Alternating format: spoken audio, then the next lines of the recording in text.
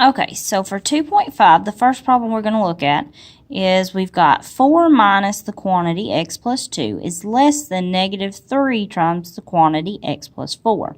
Well, the first thing that my eye gets drawn to is parentheses, so that's what I deal with first. Now, on this first parenthesis, I have a negative.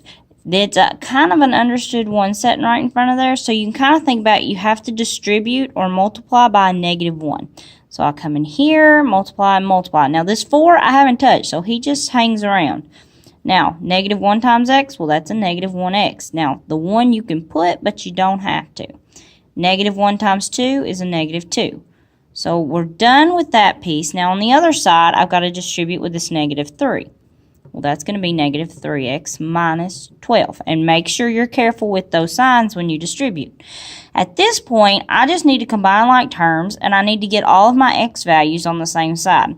Well, I've got 4 minus 2, and I can go ahead and combine those since those are on the same side. And that's going to leave me with a 2. So 2 minus x is less than negative 3x minus 12. Now, I don't like having to flip my inequality a lot, so if I can avoid that, I'm going to try to do so. And I know, hey, this is a negative 3. If I add 3 to both sides, that's going to end up giving me a positive x, and I don't have to worry about flipping him. So that's my move. Now, if you don't realize that, it's not a big deal. You just solve it the way that you have to solve it to get an answer, and then you just deal with the steps that come. So when I add, I've got 3x and I'm subtracting 1x. That's going to leave me with 2 x's. Okay, now this guy, I'm going to go ahead and move him over to the other side. Well, he's positive over here, so when he jumps over that inequality, he's going to have to do the inverse and change to a negative. Okay, so then that takes care of him. Negative 12 minus 2 is going to give me a negative 14. You have to remember, because this messes a lot of people up, you got a negative 12. Well, you've got to go 2 more in the negative direction, and that's why it ends up being negative 14, because a lot of people will put negative 10, and that's what they're doing. They're going the opposite direction. Okay, so now I'm here. To get my final answer, I just have to come in here and divide by 2. I do not change this inequality because I did not divide by a negative. Even though my answer is coming out to be negative, I didn't divide by a negative, and that's the only time that I would change him. So there's my final answer for this problem. Okay, for the next one. What makes this one difficult is the words. Everyone struggles with word problems, so it's okay. You just have to read it like a math problem, not a story. So Malcolm has $638.54 in a checking account. He must maintain a $500 balance to avoid a fee.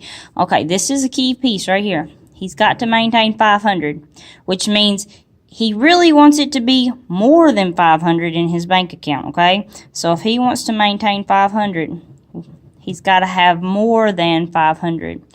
Okay, and then it says he wrote a check for $159.50 today. So we're going to write and solve an inequality to solve for the least amount of money he needs to deposit to avoid that fee. He has $638.54. He wrote a check, which means if I wrote the check, I'm going to be taking that out of my account. So that's why I'm going to subtract him. I'm going to subtract the 159.50. Okay, well, I need to know how much money, and this is the unknown part because I don't know how much, but I do know I need to figure out that I have to make sure this side of this equation has got to stay above that 500. Because if this side over here was less than 500, I would have to pay a late fee, and I don't want to do that. So I've got to make sure that all of this in the account stays above or greater than $500. And then I just come in here and I solve this. So the first step would be to do this minus that, because those are like terms.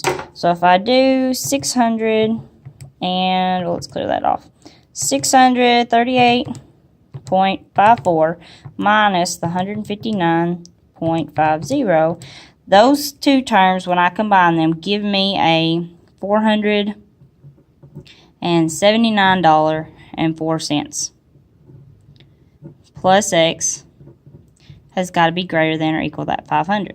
So now I have to get x alone. Well, this piece right here is attached by addition, so I have to move him by subtraction. 479.04 minus 479.04. And then I just simply do that subtraction, and then my x is officially by itself.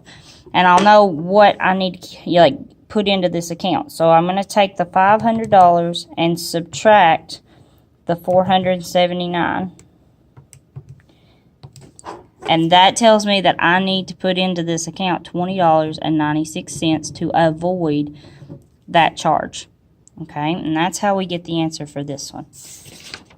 All right, so the next one, we've got a pack of paper costs $3.75, including tax. So Mr. Cooper wants to purchase a pack of paper for his class and has a $20 budget. Okay, so again, he has $20. He does not have $20.01. So we cannot go over $20, which means in this case, I'm actually wanting to spend less than that $20. That is the max amount, which means whatever I've got's got to be smaller than that 20 bucks. Okay, so we want to write an inequality to solve the number of packs of paper that he can purchase. Well, I do know that every pack of paper he purchases, he's going to pay $3.75 for it. Okay, so if he buys 2 packs or 10 packs, he's going to have to pay that amount for each one. I also know that he can't spend more than $20, which means I have to make this value less than or equal to $20. And that's how we get our answer for this one. Okay, so this last problem.